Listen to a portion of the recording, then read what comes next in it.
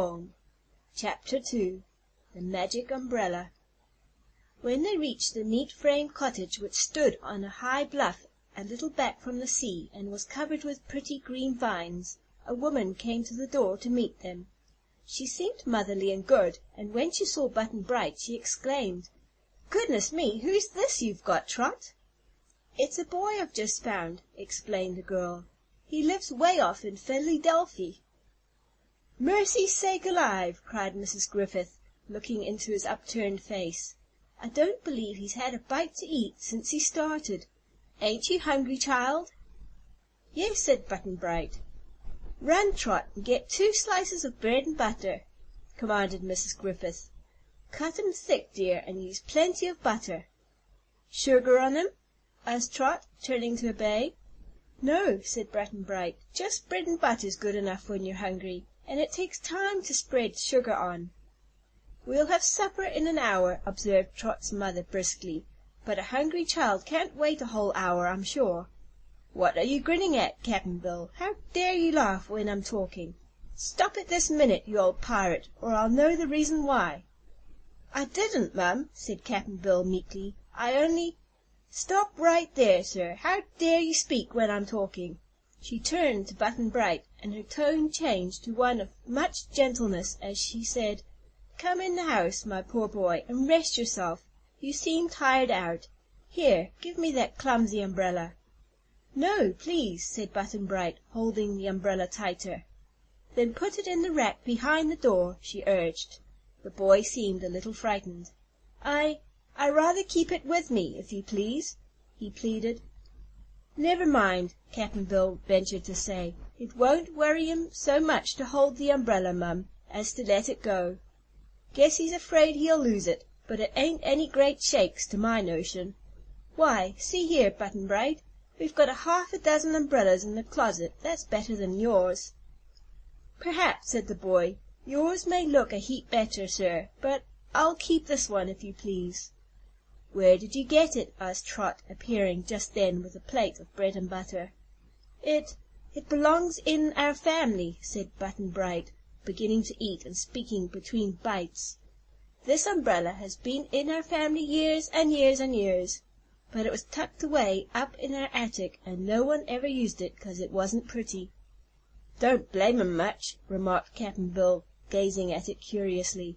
"It's a pretty old-looking bumbershoot." They were all seated in the vine-shaded porch of the cottage, all but Mrs. Griffith, who had gone into the kitchen to look after the supper, and Trot was on one side of the boy holding the plate for him, while Cap'n Bill sat on the other side. "It is old," said Button-Bright. "One of my great-great-grandfathers was a knight, an Arabian knight, and it was he who first found this umbrella." "An Arabian Night!" exclaimed Trot. "Why, that was a magic night, wasn't it?" "There's different sorts of night, mate," said the sailor, "and the night Button-Bright means ain't the same night you mean. Soldiers used to be called knights, but that were in the dark ages, I guess, and likely 'nough Button-Bright's great-grand'ther were that sort of a knight." "But he said an Arabian Night," persisted Trot. "Well, if he went to Araby, or was born there, he'd be an Arabian Night, wouldn't he? The lad's grand'ther were prob'ly a furriner, and yours and mine were too, Trot, if you go back far enough, for Ameriky wasn't discovered in them days." "There!" said Trot triumphantly. "Didn't I tell ye, Button-Bright, that Cap'n Bill knows everything?" "He knows a lot, I expect," soberly answered the boy, finishing the last slice of bread and butter, and then looking at the empty plate with a sigh. "But if he really knows everything, he knows about the magic umbrella, so I won't have to tell you anything about it." "Magic!" cried Trot, with big, eager eyes. "Did you say magic umbrella, Button-Bright?" "I said magic, but none of our family knew it was a magic umbrella till I found out for myself. You were the first people I've told the secret to," he added, glancing into their faces rather uneasily. "Glory me!" exclaimed the girl, clapping her hands in ecstasy. "It must be just elegant to have a magic umbrella." Cap'n Bill coughed. He had a way of coughing when he was suspicious. "Magic," he observed gravely. was once lying round loose in the world. That was in the dark ages, I guess, when the magic Arabian Nights was. But the light of civilization has scared it away long ago, and magic's been a lost art since long afore you and I was born, Trot." "I know that fairies still live," said Trot, reflectively. She didn't like to contradict Cap'n Bill, who knew everything. "So do I," added Button-Bright, "and I know there's magic still in the world, or in my umbrella, anyhow." "Tell us about it," begged the girl, excitedly. "Well," said the boy, "I found it all out by accident. It rained in Philadelphia for 3 whole days, and all the umbrellas in our house were carried out by the family, and lost or mislaid or something. So when I wanted to go to Uncle Bob's house, which is at Germantown, there wasn't an umbrella to be found. My governess wouldn't let me go without one, and—" "Oh," said Trot, "do you have a governess?" "Yes, but I don't like her. She's cross. She said I couldn't go to Uncle Bob's because I had no umbrella. Instead, she told me to go up in the attic and play. I was sorry 'bout that, but I went up in the attic, and pretty soon I found in a corner this old umbrella. I didn't care how it looked. It was whole and strong and big, and would keep me from getting wet on the way to Uncle Bob's.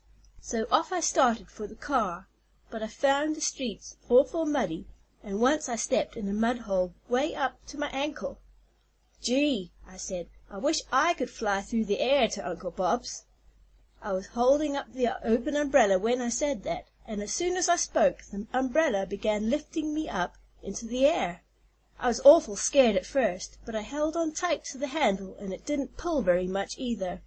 I was going pretty fast, for when I looked down, all the big buildings were sliding past me so swift that it made me dizzy, and before I really knew what had happened, the umbrella settled down and stood me on my feet at Uncle Bob's front gate. I didn't tell anybody about the wonderful thing that had happened, because I thought no one would believe me. Uncle Bob looked sharp at the thing and said, 'Button-Bright, how did your father happen to let you take that umbrella?' 'He didn't,' I said. 'Father was away at the office, so I found it in the attic, and I just took it.' Then Uncle Bob shook his head and said I ought to leave it alone. He said it was a family relic that had been handed down from father to son for many generations. But I told him my father had never handed it to me, though I'm his son. Uncle Bob said our family always believed that it brought them good luck to own this umbrella. He couldn't say why, not knowing its early history, but he was afraid that if I lost the umbrella, bad luck would happen to us. So he made me go right home to put the umbrella back where I got it. I was sorry Uncle Bob was so cross, and I didn't want to go home yet, where the governess was crosser than he was. I wonder why folks get so cross when it rains." But by that time it had stopped raining, for a while anyhow, and Uncle Bob told me to go straight home and put the umbrella in the attic and never touch it again. When I was around the corner, I thought I'd see if I could fly as I had before.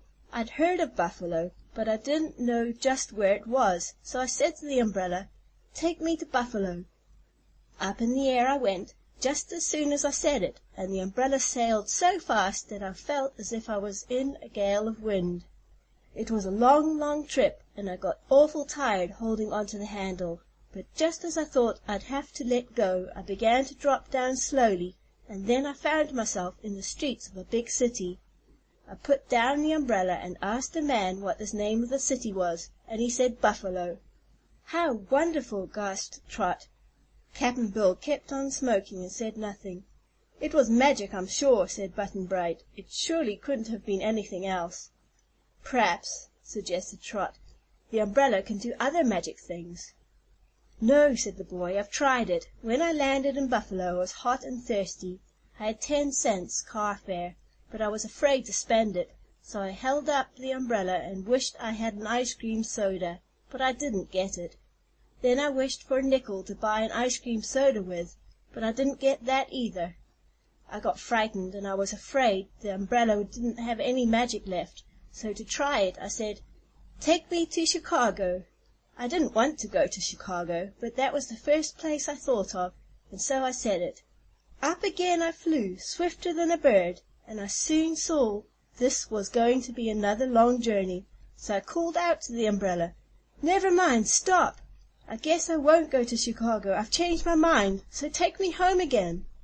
But the umbrella wouldn't. It kept right on flying, and I shut my eyes and held on.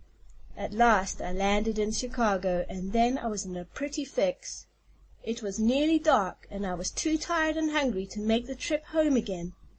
I knew I'd get an awful scolding, too, for running away and taking the family luck with me, so I thought that as long as I was in for it I'd better see a good deal of the country while I had the chance. I wouldn't be allowed to come away again, you know. "No, of course not," said Trot. I bought some buns and milk with my 10 cents, and then I walked round the streets of Chicago for a time, and afterwards slept on a bench in one of the parks. In the morning I tried to get the umbrella to give me a magic breakfast, but it won't do anything but fly.